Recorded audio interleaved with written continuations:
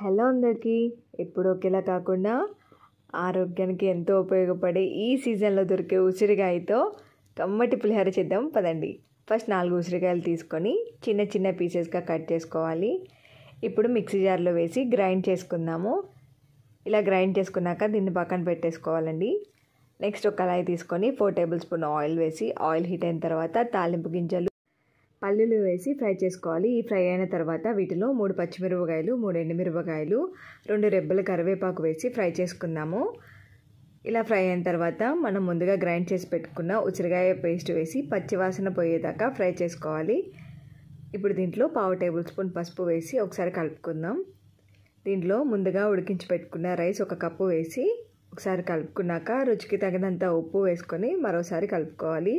అంతే అండి, ఆరోగ్యానికి ఎంతో మేలు చేసే కమ్మటి ఉసిరికాయ పులిహోర రెడీ అయిపోయింది. మీరు కూడా తప్పకుండా ట్రై చేయండి. ఎలా ఉందో కామెంట్ చేయండి. అలాగే ఈ వీడియో నచ్చితే ప్లీజ్ సబ్స్క్రైబ్ చేసుకోండి. Thank you for watching.